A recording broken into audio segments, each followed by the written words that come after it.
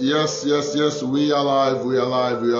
Welcome to the BRL conversation. This is another wonderful evening. Yes, that's for those who are in West Africa. This is evening, 7 p.m. West African time, and this is also that fantastic time, Thursday, when we kick off with the BRL conversation. All right. In case you're still wondering what the BRL conversation means, B stands for business. R stands for relationship, and L stands for lifestyle. So this is what we've been doing since September, and we will continue to do it as many Thursdays as possible. And today we'll have a fantastic guest who will be joining us live here in the studio. And before I bring him up here, it's somebody I'm very passionate about, somebody who is doing stuff. You know, one of the things that attract me most about him is his slogan, or what I used to call him actually. And he says he wants to retire young and rich. So he also wants to teach you, not just him retire young and rich, he also wants to teach you how to retire young and rich. That is his mantra, all right? And that's what he does. You see that in every crested t-shirt he wears or polo he wears. You will have that brand clearly written on it, how to retire young and rich. So today we'll be having to hear a whole lot from this guy, so that we'll know how we can really retire young and rich.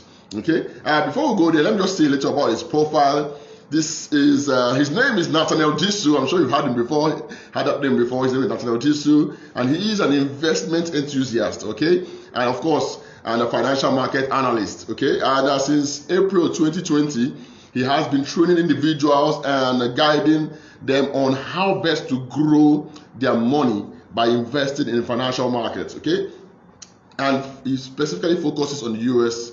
stock market. Those U.S. stock market is very, it's a gold mine if you understand how to play it. If you don't understand how to play it, my brother, don't delve into it. But this is one man who has understood how the U.S. stock market works, and of course he teaches people about that. So his financial teachings has influenced over 9,000 people via social media. Okay, all right. Okay, he has been able to, teach over 9,000 people this same skill. How to understand the financial market, and that he has done via social media. Over 9,000. That's not a small number. He is also the host of an investment summit tagged "How to Retire Young and Rich." Okay, how to retire young and rich. You see, this man doesn't only want to retire young and rich, he wants also to teach you how to retire young and rich. And that's one of his the summit he holds quarterly. Yes, I think it's quarterly. He'll tell us more about that though when he comes up. And of course, this bootcamp is a flagship training session where he teaches individuals how to grow their personal finance and invest in the US stock market. That's what that summit is about. And it is his desire that young individuals would be knowledgeable enough to make intelligent financial decisions. All right. So when you see a young man who is making intelligent financial decisions, I think is worthy of being on this show, so that we could also understand how we can make worthy financial decisions. Well, of course, like we do here in the areas conversation, it's not just about business, it's about lifestyle, it's about relationships. So we'll be having a mix of the three tonight. Okay, so if your hands are not too busy, let's welcome. He's already here in the studio. I can see him clearly, and we would invite him to come up so that he can join us right here and we can get it started. Okay, all right, he will be joining us shortly.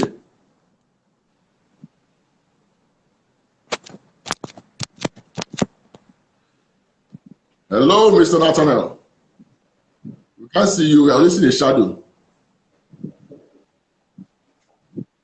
We want a new person. We don't want to see shadow this night. Sorry, can you hear me? Yeah, I can hear you now. So I'm trying to change the view to the other side. I don't know why it's not working. I'm coming. Give me a minute. Go ahead and do it so that we can see you. We want to see your face very clearly. All right, so while he tries to do that, I will just be giving us a little rundown of the BRL conversation while we wait for him to come up again and tidy up whatever is left right there from his end. Okay, so basically the BRL conversation, like I said, is a conversation that spans around three major aspects: business, relationship, and lifestyle. And that's basically what my interest. And with that, we've also decided to have thought leaders here. Yes, he's here, the freshman. Good How you evening. doing? I'm very fine. Good evening, everyone. Evening. All right. So guys, I can see Angel. Angel is already here. I can see some other your corporate uncle. The other persons are already here. They want to hear the man who says that he can teach you, not just only himself, teach you how to retire young and rich. Okay, and that is why we are here today. All right. So welcome again, Nathanael. It's good to have you. Thank you very much. I'm glad to be on the show. Okay, so quickly we'll just kick off. The very first question I'll be asking you: why? How did you come about how to retire young and rich? What made you to want to retire young and rich? Did you just wake up one morning and say, I don't have for this life. I want to retire young and rich. I start to work. I want to retire young and with enough, money in my bank account or in my pockets. How did you come about that? I'd like to know. Okay, so thank you once again for having me. So how I came up about that topic or that theme was, I think it was 2021. Yeah, early 2021. So me and my mentor, Mr. Victor Aruno Francis, and my friend 𝐒𝐎𝐍𝐕𝐄𝐑𝐒𝐓𝐈𝐎𝐍 So we're to have an Instagram live session.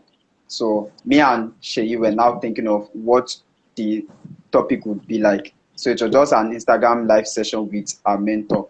So I was just thinking that, okay, what would the topic just be like? I didn't know what to come up with. So something just came in my mind, how to retire young and rich. So I just put it there, how to retire young and rich. So just a harmless Instagram live webinar. So I just put that topic there, and that's how we had the webinar. So when I was to have my bootcamp, I didn't plan to have a bootcamp. So the first 𝐒𝐻𝐈𝐻𝐍 program that I attended was that of my boss, Mr. 𝐒𝐻𝐈𝐻𝐍, Strategy Factory. That was in late 2019. So he did it at 𝐒𝐻𝐈𝐻 No, he did it at Sheraton Hotel. So he's currently at 𝐒𝐻𝐈𝐻 but the first edition that I attended was at Sheraton Hotel. So that was the first ever time I would attend a 𝐒𝐻𝐈𝐻 program like that. It was 70,000 as at then.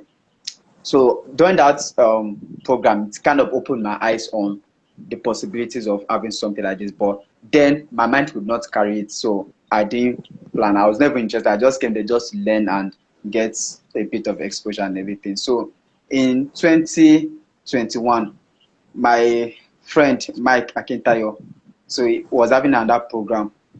He was having a program, Sales and Marketing Bootcamp. It's held at Sheraton Hotel also. And before then, 𝐒𝐎𝐈𝐻 has also hosted a program at Sheraton Hotel. So in a way, because we are like three, I was the only one that had not done a program like that. So Mike invited me to just have a session on the stock market at his bootcamp. So what I did, because I had already written down my book then, Stock Market Millionaire. So my mind then was just to come, have my session, sell my book, and just go and everything. So during the break session, and 𝐒𝐎𝐈𝐻 called me. Was not like, you're the one that has not done 𝐒𝐻𝐈𝐻 program in Sheraton. You can't be among us and you've not done anyone. Like, I beg, I'm not interested. That 𝐒𝐎𝐈𝐻 just pushed me to the events, to the bookings session at Sheraton Hotel. They were like, you must do your own. And that was at February then. I was like, I did not plan to have any program at Sheraton. This is bigger than me. It's not something I can do. But like, no, you must do. They pushed me inside. They say, yeah, fix a date, pick a date. I'm like, I don't know. They say, pick a date. So I'm like, okay, April 10. Just put it there, put my name, details, and everything. That's how Sheraton just put my booking down. Like, see this thing that I'm doing. I don't say, don't worry, shall do. So that was how they prepared me for my first bootcamp. So I was thinking of what to call the bootcamp. But I didn't just want to call it because it was majorly centered on the stock market and everything. But I didn't want to just put it out there like maybe stock market bootcamp or something, because obviously, and in the course of my journey, I've known that it's not everybody that is actually interested in the stock market. No matter how well you preach it, there are some people that will not just, like, they know about investment and everything, but the stock market is not really their thing. So some would prefer to invest in real estate. They are okay with that. Some would prefer crypto or any other asset, but not stock. So like, if I should just put it that maybe stock market seminar, or if I should just target stock market, those that are not really interested in that, will not want to attend because they'll feel that it is just about the stock market. So like, okay, what program would I target that it will more like be like a neutral, something that anyone interested in finance would want to attend? So like, okay, that thing that I did for the Instagram live webinar, let me put it there, how to retire young and rich. At least it's something catchy and people will be like, how do you go? Okay, that's what I'll put it. So that's just how I put it. So after I did the first edition, I did the second edition, and with that, team just kind of became my brand, how to retire young and rich. So that's how it all started. Wow, wow, what a story. What a story behind it. Trust me, that was already that attracted me to you, in case you don't know. I know, obviously. Who is this guy, why is that young and rich? It was quite unique, and I was like, I don't understand. What's the name? What's the story behind this? And of course, you know that we're connected today. So it's good. It's nice to hear the story behind these names, and a lot of persons just know you. Of course, all your branded t-shirts is having to Retire Young and Rich. Even this one too, it's the same thing. Guys, you see where I'm. So just talk about it, and really, it's nice seeing the things you do with that. Okay, so I think I skipped the first question because I was very interested in this story. But then let me go back to the very first question I should have asked you. Who is Nathanael Disu? I think we want to know. Beyond the beautiful glitz and glamour we see on social media, let's meet you, the humble you, the real you, behind the sweet face and the fine boy and the sweet comments we see on social media. Okay, my name is Nathanael Disu, and I'm based in Lagos. I'm an indigenous of Lagos. I grew up in Lagos. So I'm not just part of those that relocated. Like, I'm actually an indigenous. Both my parents, my grandparents, all of them from 𝐒𝐻𝐍, because then I'm 27 years old. I'm quite young, and at the same time, I'm not getting young and everything. So I studied geophysics as my first degree in Federal University of Petroleum Resources. That was my first degree. And yeah, I'm naturally an introvert, but in some cases I tend to bola. But naturally, my first disposition, I'm an introvert. And what else? That's who I am. And I'm Yoruba. Yeah, I'm Yoruba by tribe. Yeah, from Lagos, so definitely it should be Yoruba. Although we fight to say Lagos is no man's land, but we still know it's not no man's land, though. That's what I'm saying. Though. I'm actually an indigene in 𝐒𝐻𝐍, Lagos. So 𝐒𝐻𝐍 is no man's land. No problem. No problem.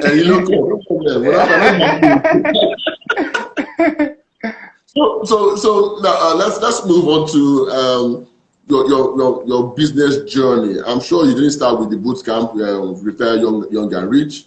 You would have laid your hands on some other kind of business, maybe online, maybe offline. So tell us a little of your business journey before you now became the financial analyst and the investment enthusiast that you are today. What are the things you've tried your hands on, and how successful were they, and how many flaws did you experience along the line? Okay, so the very first form of business I ever did was doing my NYSC. And that's how my journey started. I think I've even shared this story before, but for the sake of this conversation, so that's how my, let's say, entrepreneurship and finance journey started. So when I went for my NYSC, I was thinking of what to do to get extra income. So because I knew that I couldn't then Nigeria was still paying us 19.8. It's not as now people are enjoying that, paying them 33,000. So then it was 19.8 and 2017-18. So I was thinking of what to do to get extra income. I didn't want to teach because that's what most of my friends would do.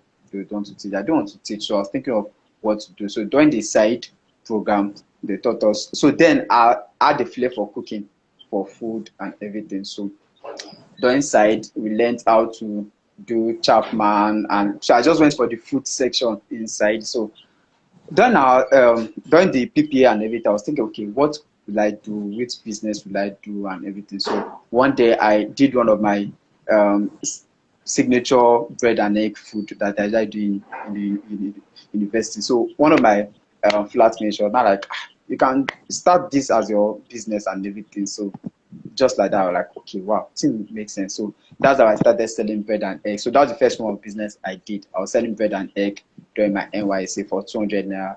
So I would be mixing it with my PPA. So when I have class to teach, because I was in I was in school teaching and everything. So I'll go to PPA. Once I'm done, I'll go back. So I was majorly serving bank staff in Ogbomoso. So that was where I did my NYSC. So I'll be by the roadside. That's where my tent is. For those who have been following me on Facebook frequently, you'd see me once in a while. I'll put that picture there of how I started by the roadside with my friend 𝐒𝐻𝐕𝐄𝐑𝐒𝐊. So I'll be there selling bread and egg to bank staff and everything. So when I'm not doing anything in school, I go back there. When I have a class, I leave my business and go have it. So I was just shuffling between there and there. So that's how everything started. Then I was quite successful with the eye of and based on corporate standard. I was quite successful in business based on what other corporates could have done. I was quite successful. So I was thinking that, okay, I did well with this thing during my NYSC. Let me try to replicate it in Lagos. So when I came back to Lagos, I sent emails to all bank headquarters, because I could not just be doing from branch to branch. So I was thinking that, okay, let me just go to the top, to the headquarters and everything. So I sent them emails. Some I didn't get response, some I got response, but it didn't lead to anything.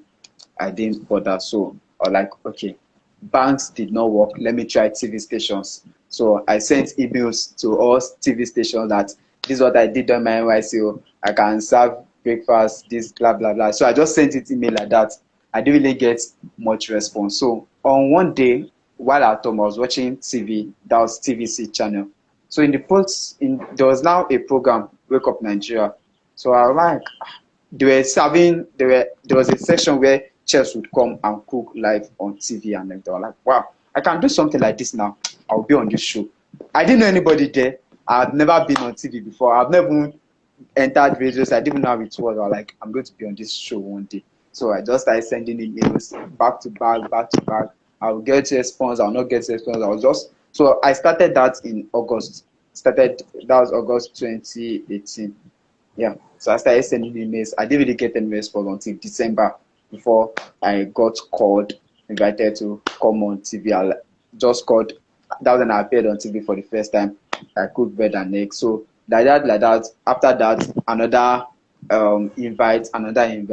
That's how I became a regular feature on the show. So that was how I decided, okay, let me do this as a business, like for the food business and everything. But it didn't quite turn out how. So in a way, I kind of failed at that business. Let's just put it that way, because I didn't know about sales and marketing. I didn't really know about what I knew now. So if all I'm exposed to now, if that was what I knew as at then, I'll be running Facebook ads, doing all those. I didn't know about all those things then. So I was just kind of burning money on irrelevant things. I was buying cupboard and everything, things that were not necessary. I was buying cupboard almost 200,000. I rented apartments just for the business. And at the end of the day, I kind of blew. So that was one of the things that kind of started making me to talk more about finance and everything, because I had the money then, but I didn't use it well. I didn't use it well. So like, you can have money but don't know how to use it well. So that's why I don't really talk much about how to make money, because there are so many options everywhere. You can do anything to make money. You can sell this, you can do this, offer this service. There are so many options right there, but managing the money and putting it to good use is not what many people know how to do well and everything. So that's how I started talking about this. So I kind of failed at my food business. That was the first major business I did. But in 2020, during the COVID and everything, I've known about the stock market before, but I just knew that, okay, it's something people invest their money in, but I didn't know it's deep down. I don't know that, okay, it's something people buy shares and everything. So during COVID, my friend Shane now told me that there's one opportunity to buy Zenith Bank shares, so let's go and buy and everything. So as he just told me, I just swung into action, because I knew about it before, so he didn't have to convince me or cajole me. So something that I knew already. So I just told him, like, okay, let's do it. So we started buying shares in Zenith, GT, Nigerian breweries, and everything. So that's how we started. So I started my journey with the Nigerian stock market. So that's how we also started teaching people. My first session was a WhatsApp class, 3,000 naira. Then so started teaching people about stock market, shares, and everything. Then while we started, we now got to know about the US stock market, that the US stock market is there with Bamboo. So I'm like, okay, let us try it out. We tried that one out, and I found out that US stock market is kind of, I would prefer that than Nigerian stock market, because there are so many opportunities to buy popular companies, Amazon, Facebook, Google, and the likes, and also it's in dollars. So there's so many positives compared to the Nigerian market. So I just kind of dumped the Nigerian market and focus on the US stock market. So like that, that's how I now started. We started having WhatsApp class here and there and everything. So in the process, I knew that there was no really book or resource materials that teaches about the US stock market for Nigerians. Most of the stock market book you see is mostly for Americans, intelligent investor, all those big grammar book, and it can be difficult to understand. So there was no book written by a Nigerian for Nigerians. The only book that I saw on stock market was for Nigerian stock markets, and that was on something dividends and everything. So it was not really detailed. So I was like, okay, this is something I can do. So my knowledge and everything, I just packaged it in a book, Stock Market Millionaire, and talked about the US stock market for Nigerians. And so that's how the journey started, and that's where we are now. Quite a long story, but it's so interesting. I just get why listening to all the whole story. Yeah. So technically, yeah, you succeeded in the food business somehow, and you also feel at some point because the earlier I didn't have the right. I didn't have the right knowledge, because another thing. I don't say this, but let me just say, because I already passed. So another thing why I'm an advocate for financial management is that I actually I won a grant for my business. That's a Tony Emilio Foundation, $5,000 entrepreneurship grant. So as at then, it was 1.5 million that I got. So I didn't use it well. So it's not like I squandered the money. It's not like I wasted it, but I was putting the money on things that were not really important. So and that was one of the first things I learned in business. Like, I didn't know about sales and marketing.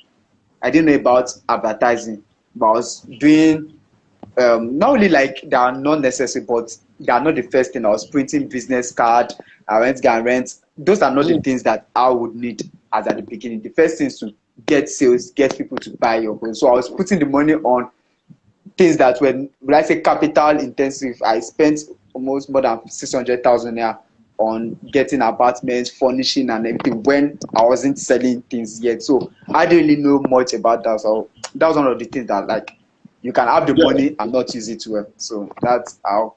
Exactly. See, very, very important. So, like you have mentioned, there are many ways to make money, but how to manage the money is one thing. And again, in business, some of the things that people must know is how well to structure your business in such a way that what comes first. What should I do first? First thing is sales and marketing. Get the customers, get cash flow. And that's why I tell people, a lot of people, it's a conversation, so let me also share some of my views. So, what should I tell people when they say, I want to do this business, so there's no money? I say, money is not your first thing. Because get customers first. Money. That money will come. You will not know how to use it. Absolutely. Okay, let me go and do limited liability company. Spend 200K to do register as a limited liability. I also register business name, all those things. Go and do the limited liability company. Register. I need to rent a shop or rent a space. You go and rent a space. Renting shop, renting. You go and furnish a space, and then you sink 1 to 2 M into setting up the place. At the end of the Seriously. Seriously. That was the mistake I made.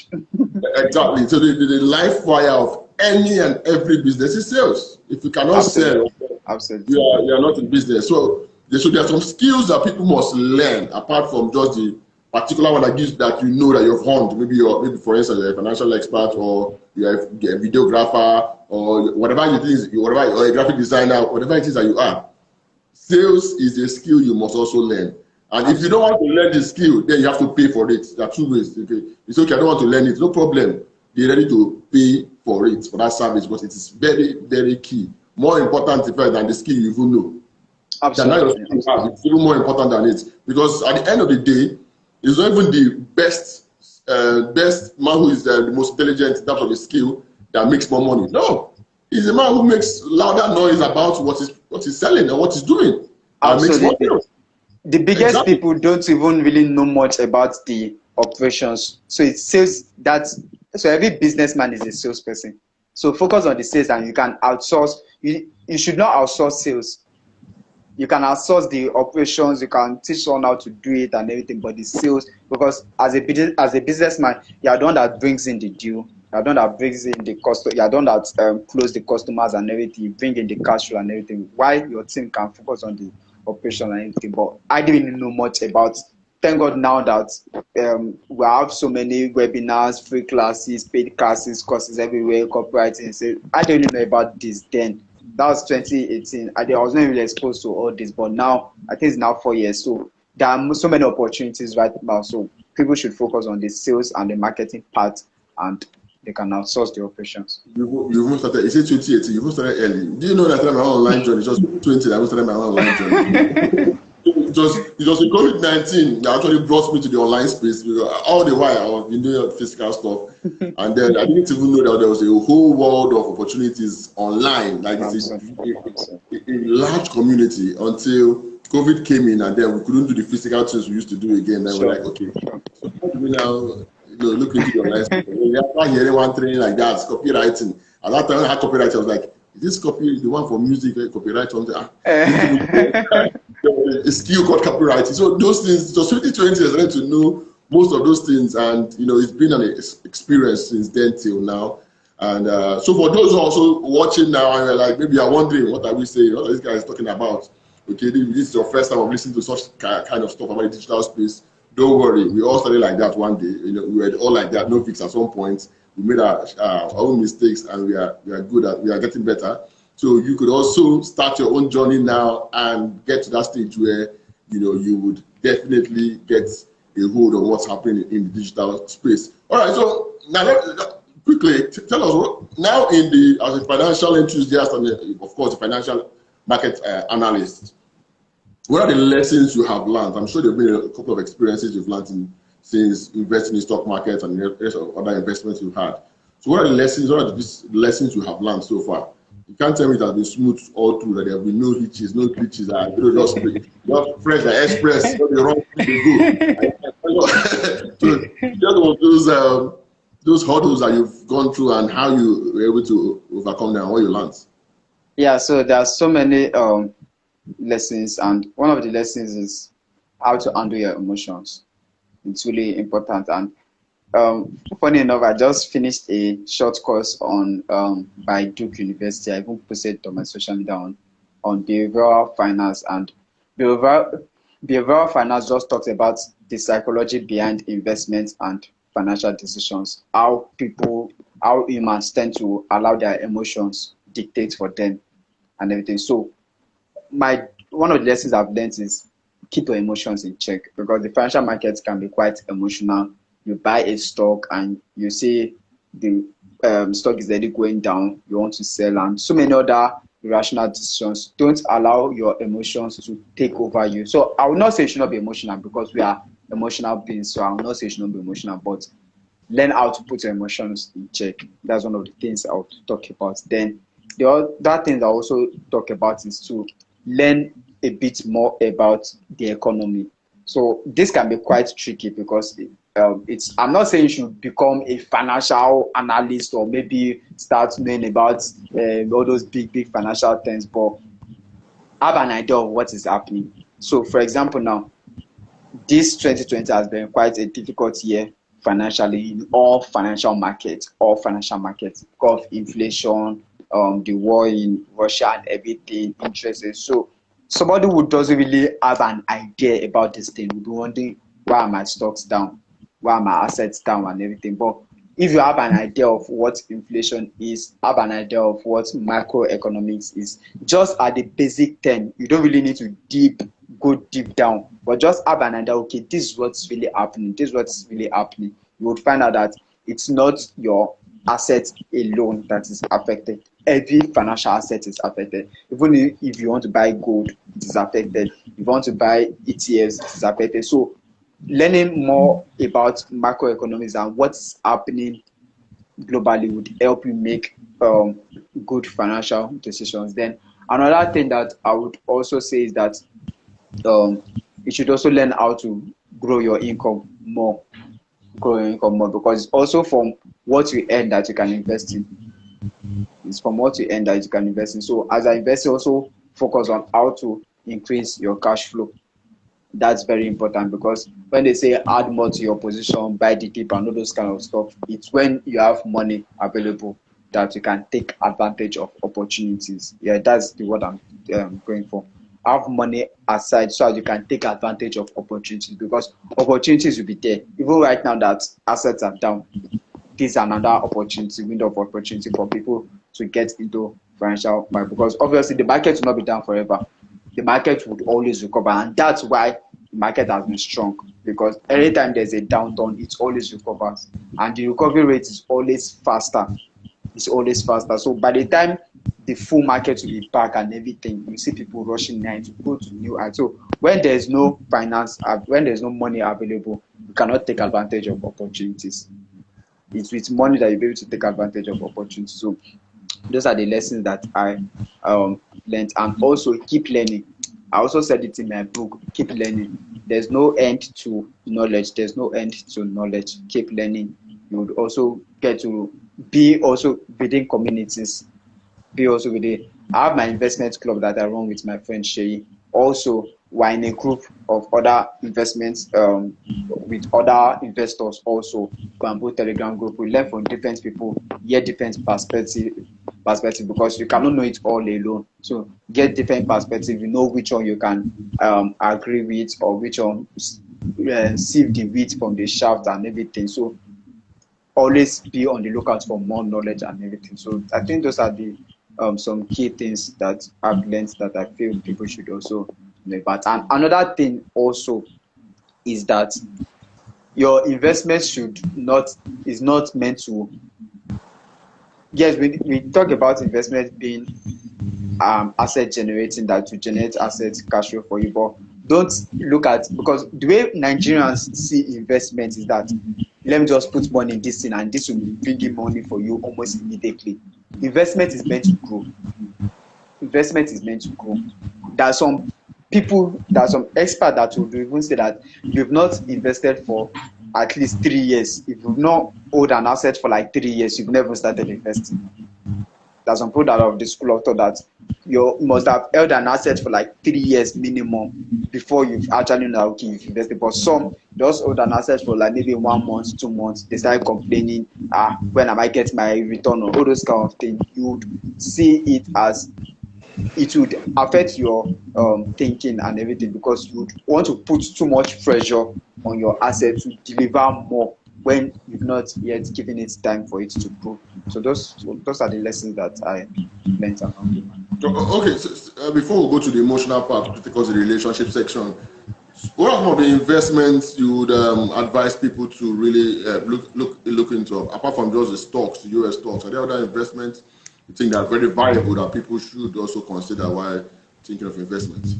Absolutely. So in as much as I'm vocal on the US stock market, that's not the only way to invest. So I would even say one of the reasons why I talk about the US stock market and I advocate for it is that it's easier to get started with. It's easier for people to get started with it, and it is very liquid. You can cash in your assets at any time you want and everything. So for example, if you have landed properties, it's not really that easy. I'm not saying it's difficult for you to sell it, but you can't just at the blink of the eye just sell the land immediately. What if there's no buyer available? And that's why at times you hear people are doing distress sales. They need the money immediately, but it is tied down to a property. They need someone to help them to sell it and everything. But with the stock market, there's no distress sale in the stock market. Just with your voting bank, you've sold an asset, you bought an asset. So that liquidity is one of the reasons why I always advocate for it. It's very, very liquid. The real estate is not really that liquid. So real estate is more of you tying down money. So depending on what your horizon is or what you're looking at. You can either choose to invest in the US stock market, or you can also choose to invest in real estate. For example, you can't invest in real estate and just within 2 months or 3 months you are expecting magic. It doesn't go that way. So if you are investing in real estate, you must at least know that, okay, you are keeping this land for minimum 5 years or even 10 years. You give it enough time and everything. So that liquidity is one of the reasons why I always talk about US stock market. And also the barrier to entry is quite low. For the US stock market with 10,000 naira, 20,000 naira, you can get started. Now, it doesn't mean you are going to buy everything, but at least just begin your journey on a little way. But the real estate, an average, a very good investment in real estate, a very good average good investment, nothing less than 500,000 now for you to get started. There are even some realtors that will tell you that 1 million naira, 2 million naira. Now, it's not every Nigerian that has the opportunity to bring out 2 million naira to invest. But getting started with that, with maybe 10,000 or 20,000, it's kind of, so it doesn't mean that 20,000 now would turn to 500,000 or 1 million now. No, but it kind of just gives you that idea that, okay, this is how it works. It gives you that mindset that, okay, you are putting your money somewhere and everything. When you now have the bigger money, you will now know what to do with the money. So aside from the US stock market, I would encourage people to go for real estate. Those are the two major ones I would advise, either US stock market or real estate. Any other one aside these two, I don't really advocate for it because it's still quite tricky, especially in Nigeria. Agriculture is very tricky, very, very tricky in Nigeria. Investing in agriculture is very, very tricky in Nigeria. So in terms of assets, if you will not invest in the US stock market, I would recommend that you get into real estate. And apart from this, maybe invest in your business or private equity, venture capitalists. So venture capitalists is almost the same thing as stock market. It's just that stock market is public, while the venture capitalists and everything is private equity. So you are investing in shares that is not public. So that's where you hear of these angel investors and seed funding and everything. These are people investing in private companies. For example, if I want to invest in 𝐒𝐻𝐈𝐻𝐍, I cannot actually invest, except if I'm maybe I have a coalition of friends who want to be a venture capitalist. You can't just easily invest in 𝐒𝐻𝐈𝐻𝐍 because 𝐒𝐻𝐈𝐻𝐍 is a private company. Their shares are not available to the public. But if you want to invest in Dangote, you don't necessarily need to meet Aliko Dangote. You can just go to the stock market through apps like Meristem and the likes and get investments. So if you would not invest in the US stock market, which is public, you can either invest in the real estate sector, either lands or properties, or if you have the money. So venture capitalist is very, very capital intensive.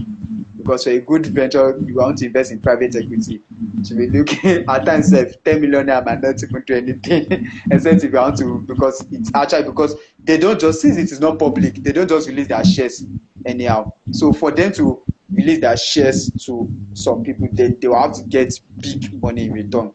That's why you see all these fintech and all these big tech companies, once in a while you hear that, okay, they've done seed funding of $2.something million, $10 million and everything. These are not small money. You will not hear a fintech company saying that somebody invested 10 million naira in their business. What's a 10 million naira give you? How many percent you want to get a 10 million naira? So for private business, it's really capital intensive. It's really capital. So it's mostly all these big money back that can invest in big. So just like Paystack, then so many big people invested in, but when they got acquired by Stripe, people cashed out and everything. So for those who don't have that big money to get into either US stock market, the barrier to entry is low, but if you have higher money, you can go into real estate, and you can also have a blend of the two.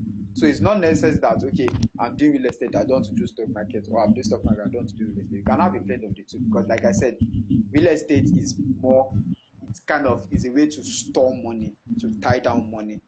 It's not that liquid, while stock market is liquid. So you can have a blend of the two. Maybe you got money from somewhere and you don't want to touch it, or maybe, for example, you got an ambassadorial deal from a company, for example, and you paid 6 million. You can just bring out 2 million, tie it in a land that, okay, just keep that for like many years and everything, then maybe before. So you can just spread it, have a mixture, a blend of different options. So that's what I'm doing. All right. That's nice. So for someone who wants to start getting to the US stock market, you mentioned that there's no book that exists in Nigeria apart from the one you have. So of course, I'm sure it's available for those who want it. But we'll get to that point where we talk about the things that you have on sale for people and how they can get maybe crazy discount from it, especially with the fact that Black Friday happens tomorrow. We'll get to that point. But before, so let's leave that apart. You mentioned about emotions, keeping your emotions and business, investments and the rest of them. If your emotions are not in check, you might end up running into some problems. So what diving into emotions right now, relationships and all. And I know I've had one of those conversations where you said that I want you say it again here. That you say you don't have an ex, but okay, fine. No, I'm sure you don't have an ex. Or is there now an ex? I know that's about someone saying I had that. So is there now an ex? Let me ask the person I want to ask you. Is there now an ex or there's still no ex? I've never had an ex. It's fine. Okay, I'm not going to have one. You're not going to have one. Fantastic. But there's one already on ground, right? Who will not be an ex? Two of us. I can't say. This is it. Maybe you didn't want to play. In the BRM conversation, I didn't ask for the name. We're not going to mention the name. I'm not for the name. But you have to tell us there's one now or there's no one now. Because a lot of persons are listening and they might want to apply. So they know I'm on a road for a year. We don't need to apply. No application again. You can shoot your shot. You never can tell what happens. So you can shoot your shots, please. But know that Namumu they love. He said shoot your shot. You can shoot your shot if you want to. So all right. The council of elders will consider your application. Interesting. So still in shooting your shots, I'm sure they want to know what's your ideal. What are those things that you say? Okay, these are the things that you tick the boxes for you in terms of the female group. What are the things you look out for? I'm sure Yoruba man. And now your age says, Yoruba is married on. Don't worry, I'll be married soon. Yeah, very good. I know you don't waste time. At this age, no card, invitation card, come and jump, still carry go house. I used to say to that Yoruba song. So looking at that person, the future woman who is going to be a supportive hand to your empire you're trying to build, what are the things you actually look out for? What are the core things that you look out for in that woman? So let's you share that with us. Let's know. Okay, so I know people don't like to talk about this part as one of the things to look out for, but I will talk about it. Beauty is important. Yeah, I know people say beauty is vain. It is not the most important thing, but this is one that about you. It's about your person. I know. I'm just saying it that people will say. No, I'm saying what I prefer, but also people will say beauty is not the most important thing. Look at the art. It is not the art that I'll be seeing.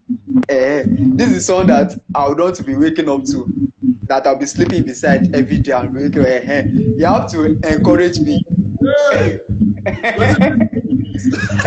So I know people usually talk about beauty now, but please, beauty is actually important. It's not the only thing, but it's important also because this is one that you want to spend your life with and everything. This person that you be sleeping beside every day, and you have to look attractive also.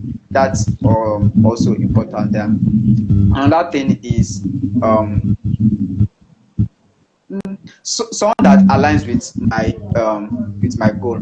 Someone that how will I put it? Not someone totally different from what I do.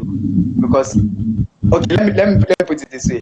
Someone that I have good friendship with and everything, because obviously love is not the only thing in a relationship or marriage. There's sometimes that love will not cut it. That's your relation, that's your friendship. At times you just want to be gisting, random gist and everything. It's not every day that you'll be talking romantic stuff. At times just random gist and everything. That's also important. So if there's no that bond, if there's no friendship and everything, it will not really be just. So I think I've talked about this in one of my Facebook posts. So I like someone that is my friend and everything. So another thing that I would talk about is that someone that is business inclined. Yeah, business inclined, because this is what. You want a full-time housewife? I don't use a strong word because this is public. I don't use a strong word, but I don't like full housewife. Okay. Me personally, I would not marry someone that's a full housewife. You have to be productive one way or the other. Now, it doesn't mean you have to be going out there for work. Thank God we are now in a digital world, so even with your laptop you can be working, but have something doing, have something being engaged with. And this is the thing people don't know. Having a wife that works is not, even if you are bringing in, even if you are the one that is bankrolling the house, even if you have all the billions in the world, still allow your wife to work, irrespective of what she brings home. So her working exposes her mind the more, and once her mind is exposed, she can contribute to what you are doing. So even if what she's earning is peanuts, allow her to work. We're now in a virtual something, so she doesn't have to be going out there to be getting it can be doing a virtual or remote work. When someone is really engaged, the person can be more productive and the person can also help you. Or someone that is just a full housewife and you are not really working, that's when gossip or irrelevant things will start coming up. You are not really engaged. That's when you now start thinking that who is that girl that I saw at your office?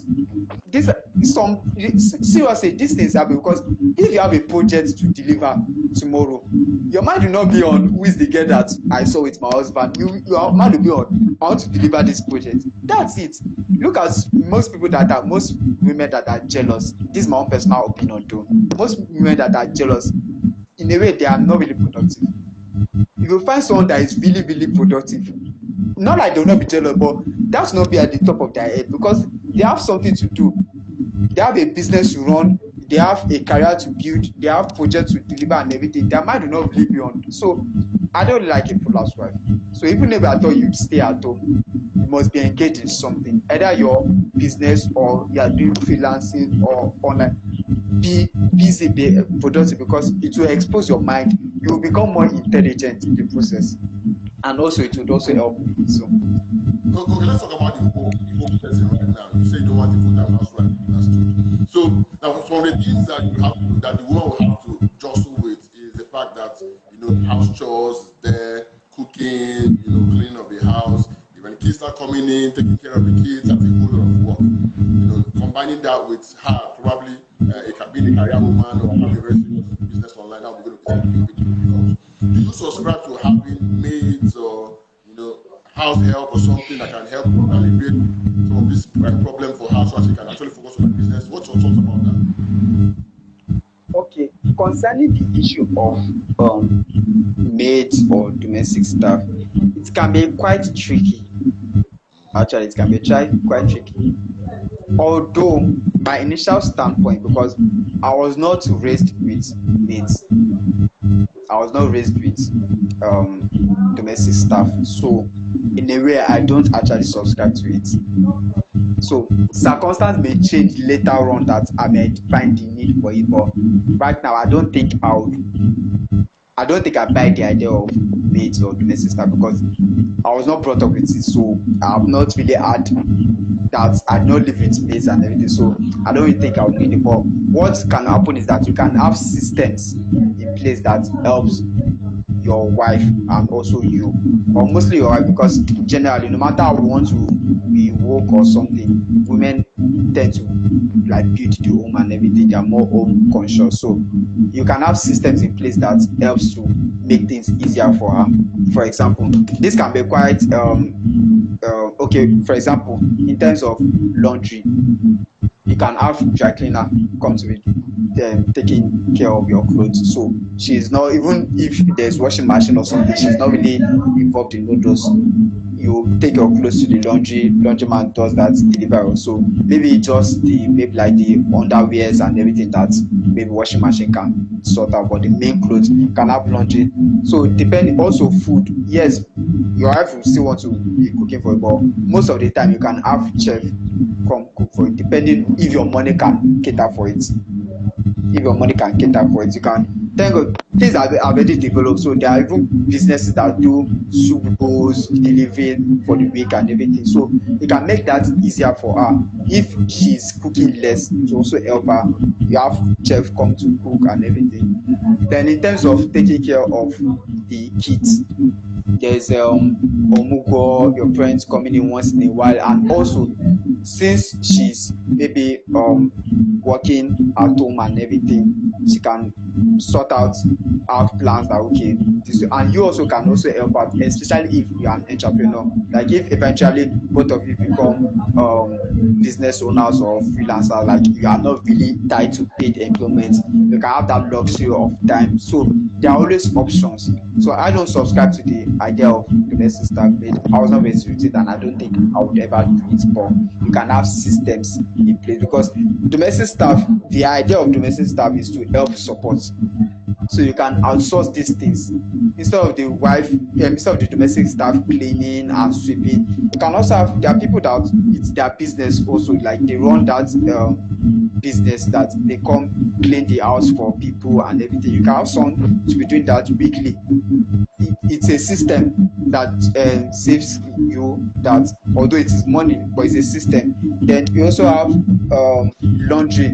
So if taking care of the cleaning, if taking care of the laundry, if taking care of mostly domestic staff, those are the major, depending on how, but most domestic staff, it's cut across those three: cleaning, washing, and food.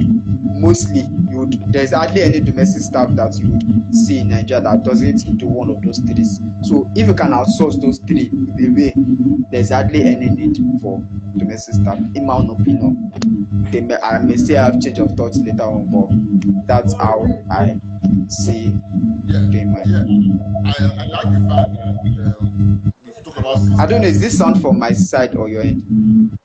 I think it's from your end. There's no sound from my own end. And I can't hear any sound actually. Okay. Okay. I can't hear the sounds. It's fine. Very fine. Yeah.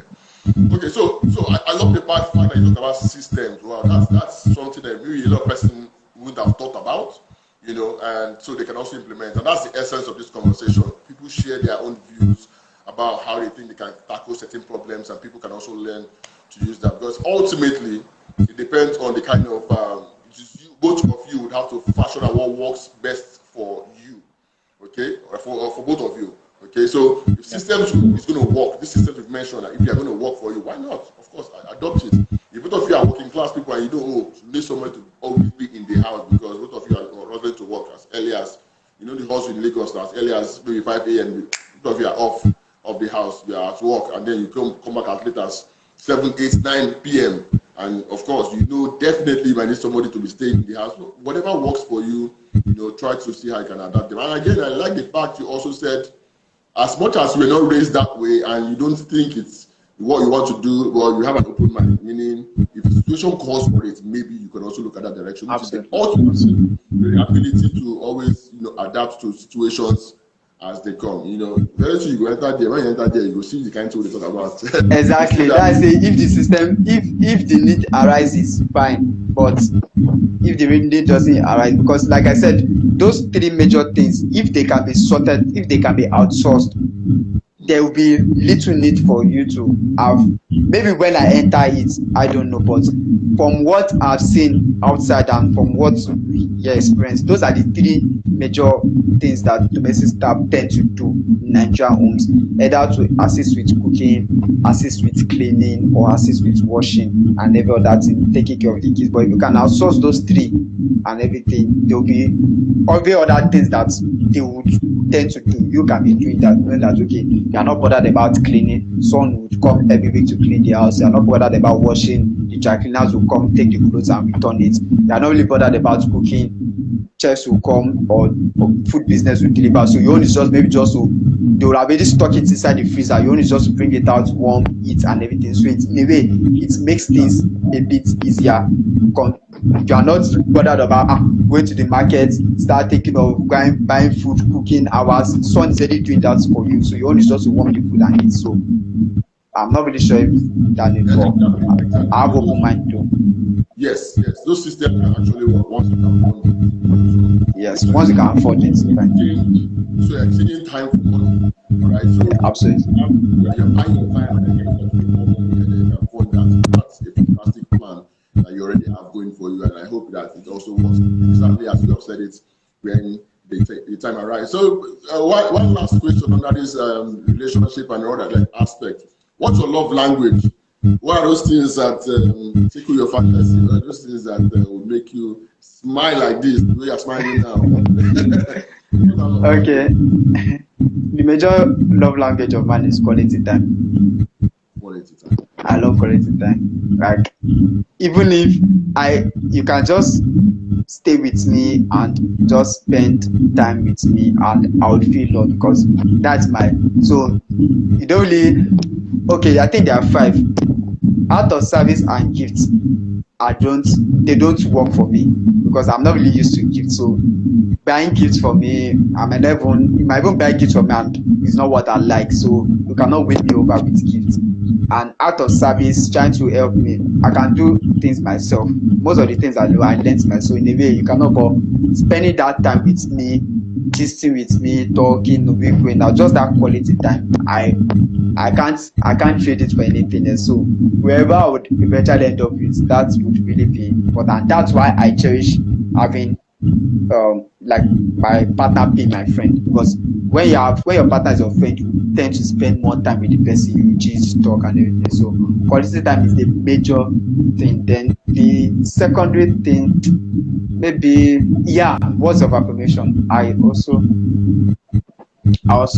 also works for me. So quality time, words of affirmation, it does the trick for me. Touching. Maybe when I get married, physical touch would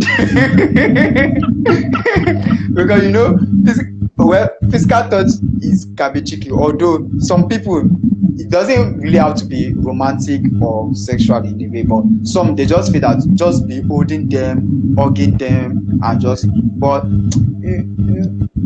no they hold me, no they touch me. Just spend time, just let me see you, be gisting the hair.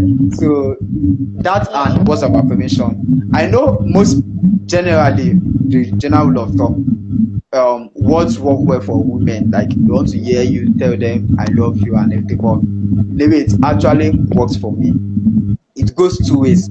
If you tell me wrong things, it would get to my head, like I'll be angry. So words mean a lot to me. So someone that spends more time with me and gives me that words of affirmation, encouragement, it can.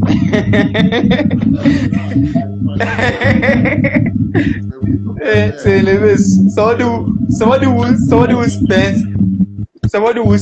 easier for me to fall in love with someone that spends a lot of time. So that's why, in a way, any lady that begins to spend more time with me, I try to find out, okay, where this is leading to, because it's my love language, it's what tricks me. So when someone is spending more time, I'll be like, what's happening? And everything, I will now have to find out, is there room for dating or not? If there's no room, I just easily cut the person off, because I can't deal with someone spending a lot of time with me and I'm not dating the person. So if we spend a lot, eventually we'll be dating. But if I'm not dating, I would easily want to cut you off, because in a way, that's my, will I say, sweet spot. End up putting that way. So if it is not going to lead to relations, I just cut it off and put an end to those back away.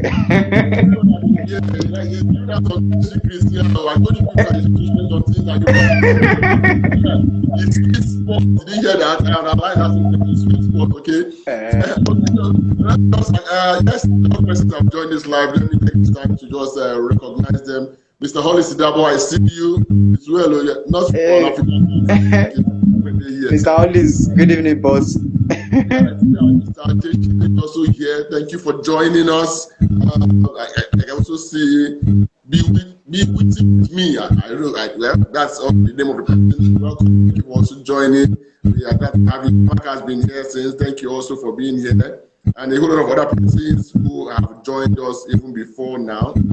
Okay, India, I think I mentioned India before. And others also that joined us. Thank you so much for coming and thank you for joining us. We are glad to have you join us on this live. All right, so we'll move quickly to let's talk about this about lifestyle and flexing. You know, how do you relax? Let me start with that part. Oh, Angela says she can't hear me. Sorry. Nathanael, can you hear me? I can hear you, but I don't know if there's a noise somewhere. Really? Yes, my earpiece. I should try using earpiece and see if it. I can't hear any noise. Because my TV is not on, so.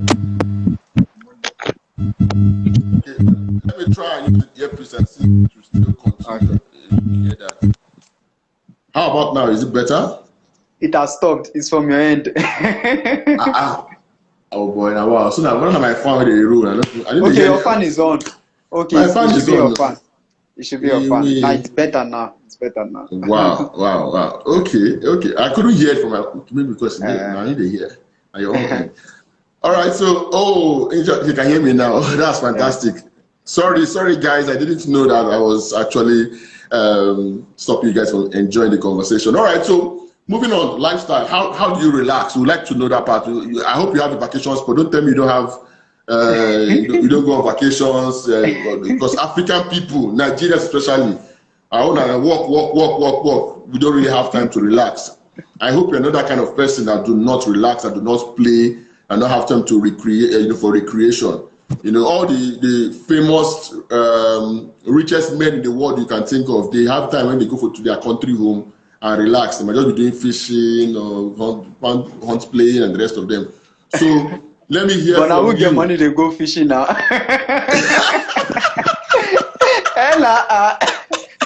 Now we get money to get country home now.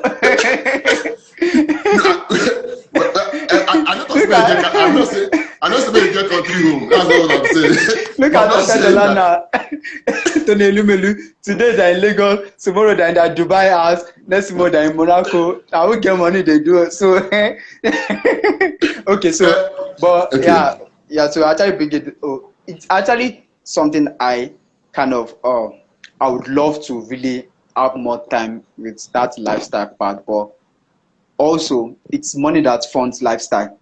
It's good money that funds lifestyle. Everybody would want to go on the vacation, go on this cruise ship and all those lifestyle, but it's money that actually funds those lifestyle. But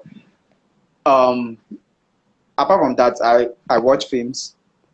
And I loved playing games. I say loved because I've kind of put a stop to it in a way. I go find money first, I will come back to games. Because in a way, games can be not like addictive per se, but in a way, it kind of makes you become more engaged. But when I look at it, that game will not give me money. So one of the things I used to relax mostly is films. Okay. Mostly films. Then also once in a while, kind of visit my friend. Maybe I visit she once in a while. But in a way, our visit is kind of work related because I will not just go and meet him just for anything. So anything that will make it to go and meet is either there's a program that we're attending or we're traveling somewhere. That's the problem. After this life, I will invite you. You will travel for come and relax and play. You know there's a vacation that is work vacation. This person even said it on our post. Choma Ifeanyi said that our friend Nelly told her that there's one gist that I'm going on vacation and she's carrying laptop along. So in a way, there's a kind of vacation that is work related. So, but one of the things that I would love to, maybe I would even start practicing in this December, is to actually go for fun, go for all this picnic, go to beach, go for all these programs, just to all these entertainment social events. So I'm not really good at that. It's something that I have interest in, but in a way, maybe I've not had the person that would actually judge. You know, there's some friends that you have, or there's some people that you have that will just judge that after there's this outing, let us go and everything. But most of my friends now serious friends get they find money, so nobody had that time to. I don't really have that social jovial friends that would like there's some friends that they like turning up. Not like turn up is bad, but in a way, most social events they know about it or they are there flexing this. So I've not really had luck with that, but it's something that I would want to really improve on. Okay, it's not a luck thing. I think it's about our programming. It's not just you. It's about our programming. So we've been programmed to sieve certain kind of people away from our circle and be more gravitated towards those who are, like minds in terms of, goal chasing and the rest of them. And so as a result of that, I've once said it that, we always say all this motivational talk and everything that if your circle is not talking about money, investment, you get change your circle. So if your circle is always talking about clubbing, social gathering, and it teaches them. So in a way, that conditioning, like I'm not really once I have a friend that is just mostly talking about this, I would tend to see the person as a serious person. A serious person, exactly. They never make money, they go flex. By the time one guy, why are you? You go know. So all those kind of things. I don't know whether it's the culture or something. So I think it's something would also is a very important stuff. We also bring up that we really need to encourage that. So in as much as we are all looking for money, we are all grinding and everything, we should also encourage ourselves that fun thing, it's also needed. That fun thing and everything. Having someone that would also, or when you go to the beach, go to this cinema, go to, like, in as much as I like movies, I really watch and I really, so I'm not the kind of person that would just say that there's a new film, so a new film is already out, or there's this new place, let's go and have fun. The only place that I enjoy have fun is either I'm in one program. So I'm not really that. Can you hear me? Yeah, I can hear you. So that part is something that I really want to improve on. I really want to improve on that lifestyle part. Going on, not only vacation per se, because vacation is actually expensive. Not only, but in a way, to have it's not really that expensive. In a way, that's the point. So vacations can be. We can span across different circles. It can be in Nigeria. You have vacations in Nigeria. But even vacation in Nigeria is actually still expensive because you want to go to maybe Mr. Nathanael is not expensive. You don't have to pay for 200,000 to go and go for one program, like 1 day program. You can pay 200,000 for 1 day. You can pay 300,000 for 1 day program. Then that's the money for vacation. Now is expensive.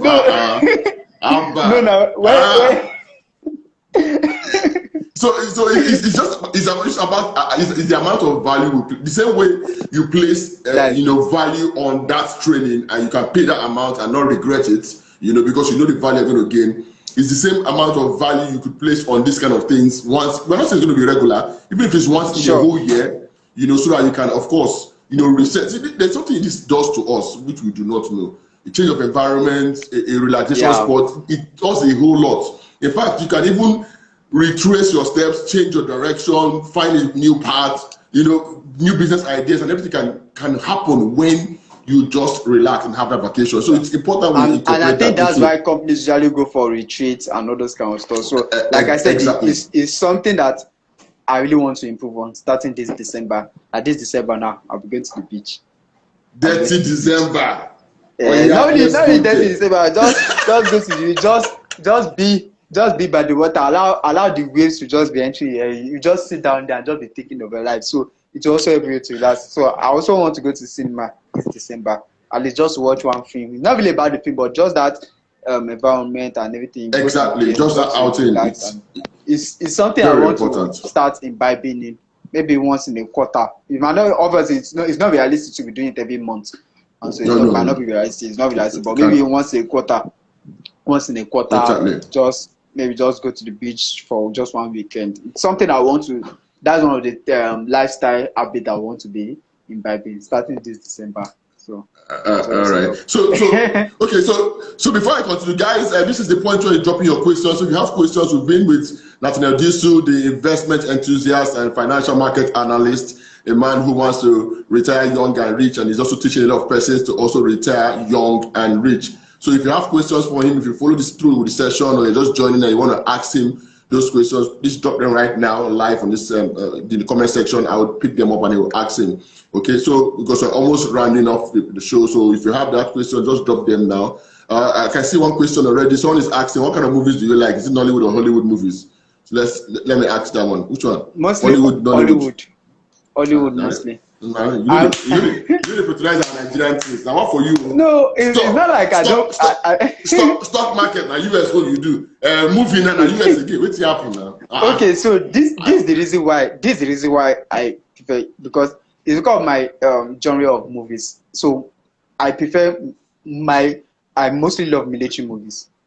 Mostly military, and jazz. Nollywood doesn't do military. So one of the reasons why I love military movies is because of the dedication, leadership, the teamwork. So there are a whole lot of life lessons to learn from military movies. That's why I like them. I also like some action movies, series, and so the kind of movies I like, it's not what Hollywood does. It's not what Nollywood does, but maybe once in a while I tend to watch some Nollywood movies, but it's just maybe like 1%. If I count the number of movies that they released, if I count the one that I watched there, it's just very, very small. I think the most recent Nollywood movie that I watched is this Yoruba movie. I can't remember. That Saro acted. What's the name again? Anikulapo. Yes, Anikulapo. Before that, I watched King of Boys. Then before that, I watched this movie that has two sisters. I've forgotten the name. Okay, is it Blood Sisters? Yes, Blood Sisters. Yes. So not really many of those movies, but just few of them that I watched. But mostly Hollywood. So most military movies I've watched them. Almost all military movies, so I prefer military movies. Oh, okay, I see. You prefer military movies. That's why I don't watch Hollywood movies. You know, because these days there are a lot of new movies are coming up, and they are truly doing stuff in Nigeria. Yeah, they're actually doing well and everything. So maybe I think another thing that will make me to fall in love with Nollywood movies is if I start going to the cinema more often. Exactly. So if I start going to the cinema, so because at the time when I go to cinema, or maybe around cinema, I'll see different films that are like, this is, but maybe because I don't usually go to cinema, so I will know what I like.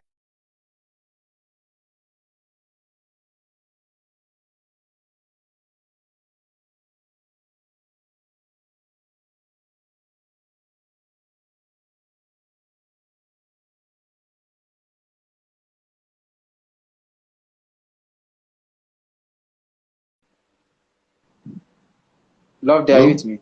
Yeah, I'm with you. Sorry. Can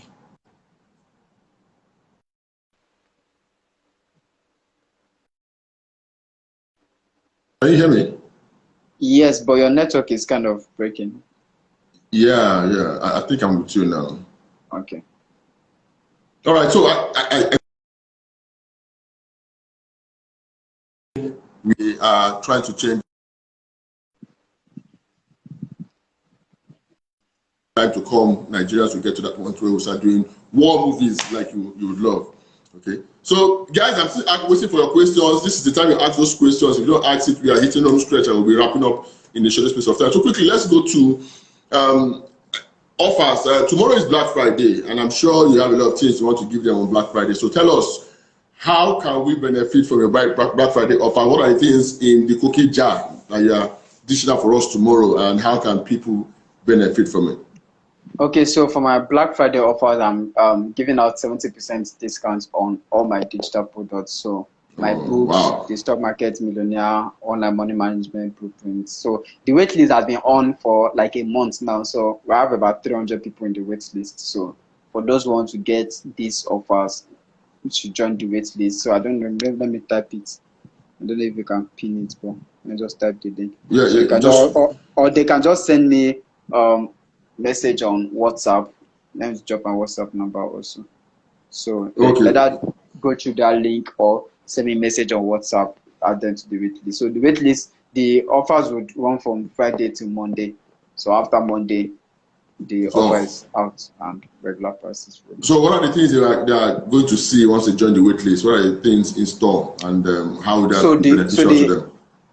So the essence of the wait list is just to make them ready to buy. So it's not a so it's a WhatsApp group, but it's not a group that I'm keeping till the eternity. After the sales and everything, we dismantle everything. So the essence of the wait list is just to bring everybody together in one place and make it easy for them to purchase, instead of on that Black Friday I'm shouting, come and buy. And so once everybody's together, they know that okay, these are the process to make payments and everything. Just make it easier for them. So that's the essence of the wait list, and to pass all that information. Yeah, so we're saying, that's what I'm asking. Tell us in specifics, what are the books in the products you're selling? I said it that the stock market millionaire, it sells for 10,000 now, but for Black Friday it will be going for 3,000 now. The online money management blueprint, it sells for 5,000 now. For Black Friday it will be going for 1,000 now.